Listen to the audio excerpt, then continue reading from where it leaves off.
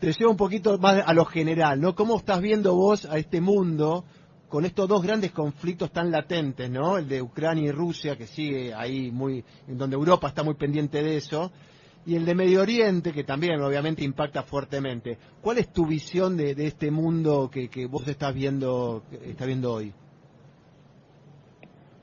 A ver, algo parecido readaptado a lo que pasó en el primer tramo de la Guerra Fría entre Estados Unidos y la Unión Soviética, ¿no? O sea, en el punto más caliente y más importante para ellos, un tenso status quo, que era Europa en esa época, y Sí. choques en la periferia, ¿no? En 1950 la Guerra de Corea, por ejemplo, o poco después en los 60 ya Vietnam. Entonces, si bien la historia no se repite pero rima, dice, Sí. parecería que ahora es al revés, ¿no? El punto más importante para la nueva bipolaridad es Asia-Pacífico, porque están los dos colosos ahí, está Estados Unidos y China que lo quiere empujar, y Estados Unidos que se quiere quedar, y los choques indirectos se dan fuera de esa zona vital, ahora en este caso en Europa y en Medio Oriente, ¿no? Entonces, Rusia no es uno de los grandes polos de poder, es un actor importante, pero estamos entrando de una larga unipolaridad americana a una bipolaridad, ¿no? Y eso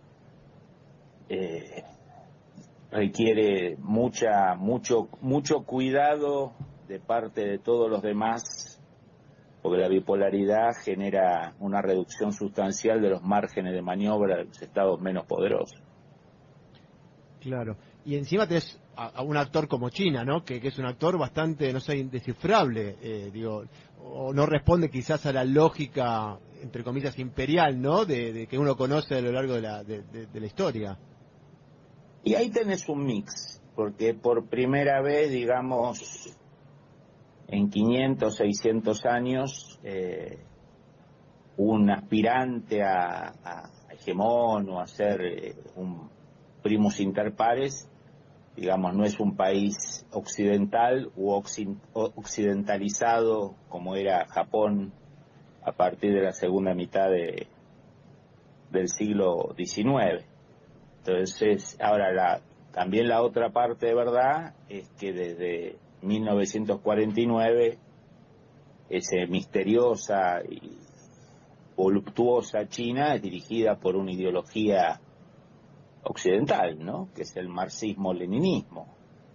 Entonces ahí hay un maridaje extraño y complejo entre, digamos, las tradiciones, por eso el comunismo en los últimos 40 años ha hecho un gran esfuerzo para tratar de combinar en el relato a Confucio, con Marx, con Lenin, con Engels, pero tampoco es un sujeto tan ajeno, ¿no? China está siendo gobernado por un modelo creado por un alemán como era Marx y un ruso como era Lenin, o sea, no es del todo ajena a la lógica occidental. El marxismo-leninismo es un invento absolutamente occidental. Fabián, ¿cómo te va? Martín de ¿Cómo Nicola. está? Un gusto. En línea con esto que venís, un gusto, en línea con esto que venís diciendo y también considerando los dos grandes conflictos, ¿no? Sobre los que estuvimos hablando, ¿dónde para esto, digamos? ¿Hasta dónde pensás que puede escalar? Porque uno tiende a pensar de que, sobre todo los más grandes, tienen incentivos a que esto no escale, pero siempre un poquito más, y uno ve cada vez más conflicto, ¿no? ¿Hasta dónde crees que puede llegar a escalar?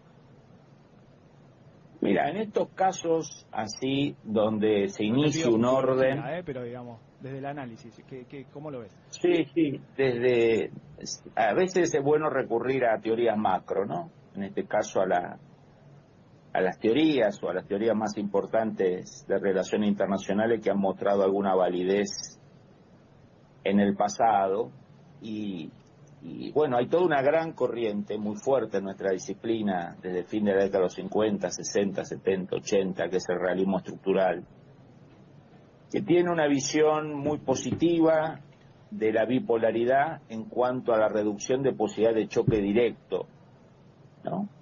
Que la teoría se hizo muy poderosa porque tuvo ese argumento durante la Guerra Fría, y la Guerra Fría se chocó en todos lados, menos la colisión principal entre Estados Unidos y la Unión Soviética. Siempre fueron guerras indirectas.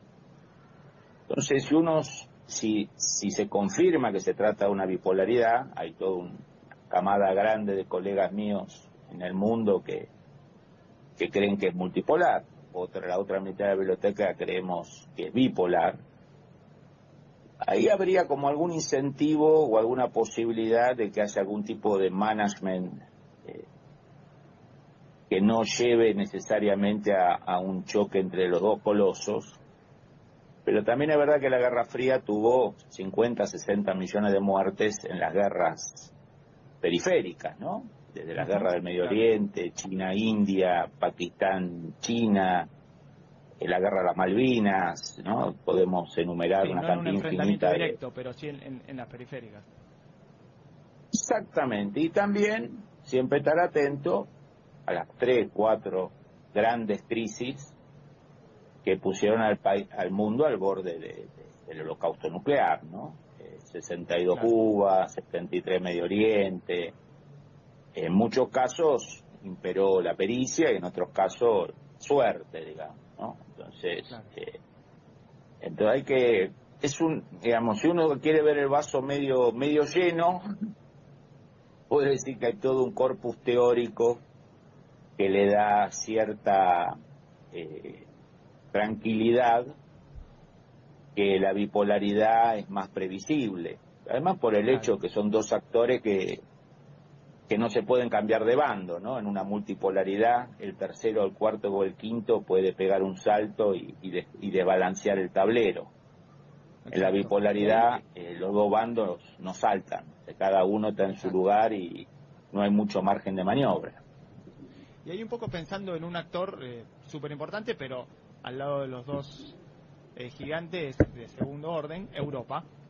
¿Cómo es la situación de Europa, en particular de la OTAN y de la Unión Europea, con respecto a su arsenal, ¿no? Digamos, a esto que se viene hablando de que descubren la necesidad de rearmarse, que ven que pueden quedarse sin ayuda de Estados Unidos si gana Trump, que ven que tiene una dependencia de Rusia, que por supuesto los complicó, que a su vez tiene una dependencia comercial de China? ¿Cómo es la situación de Europa en este marco?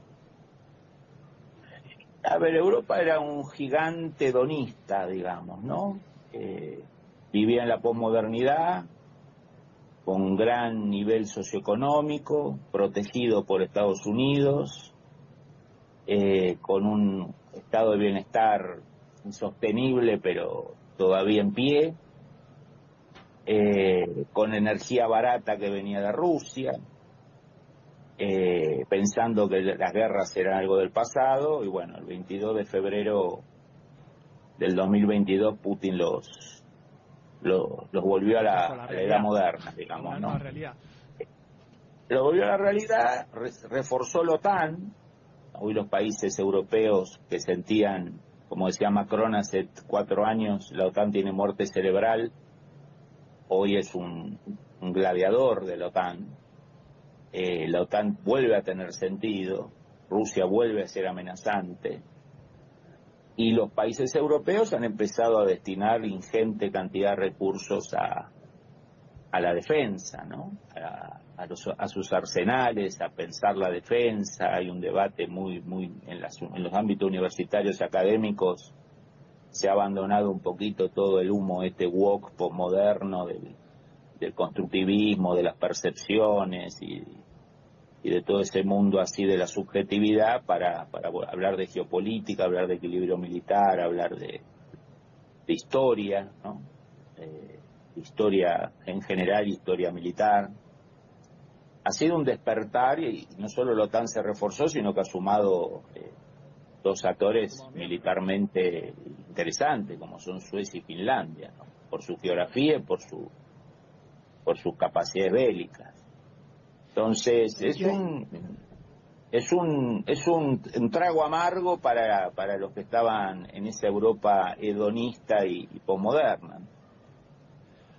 A ver, Fabián, ahí te llevo a Medio Oriente para ver con una visión quizás ahí que no digo, Juan, que podría haber discutir un poco a esta situación de de una preocupación por la creciente violencia y por la guerra, ¿no? Lo que está pasando en Medio Oriente, sobre todo la posición de Estados Unidos en querer que Israel no siga con sus operaciones militares y apostar a una salida política y a una salida regional, ¿no? Con Arabia Saudita, Jordania, algunos países árabes más, Europa Occidental, como que Israel se contenga de su avanzada militar, sobre todo la final sobre Rafa, para poder dar lugar a una salida más política. ¿Cómo entendés vos Sí. ese juego que se está dando ahí en Medio Oriente?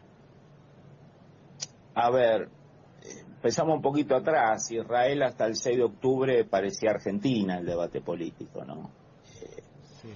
Blanco, negro, bueno, malo, la brecha, Netanyahu sí, Netanyahu no, vos sos nazi, vos sos fascista, vos sos comunista, marcha contra marcha solicitadas. Es como que Israel se olvidó que tenía que ser Esparta, digamos, ¿no? Y el 7, bueno, se demostró que tenía que ser Esparta y hubo una seria falla de inteligencia, una seria falla de reacción. Yo creo que el propio Hamas jamás creyó que iba a poder lograr tanto. Yo creo que el propio Hamas se sorprendió del éxito macabro, pero éxito al fin. Y el propio Irán se sorprendió. Israel lo que tiene que entender es que la guerra mediática en el tercer mundo la perdió por paliza, en Occidente la está perdiendo crecientemente, que Estados Unidos está en un año electoral, que las olas de las minorías intensas occidentales, por décadas y décadas de formación antioccidental, marxista, pop, y todo lo que se da en las grandes universidades americanas y europeas en los últimos 40 años, de relativismo cultural, de posmodernismo, de postestructuralismo, los vientos de la academia y de las minorías intensas y de las redes sociales son muy adversas a Israel. Por las cosas que haya hecho mal Israel y por las buenas. Ahí está pagando pecados de que es un enclave occidental, de que es democracia, de que es aliada de Estados Unidos. Está cobrando por izquierda y por derecha por cosas que hizo o por ser aliada de Estados Unidos. Pero Estados Unidos no tiene margen para respaldar a Israel en otra escalada militar, y es una situación muy complicada para Israel, porque a donde la están llevando Israel es a un trago muy amargo para Israel, ¿no?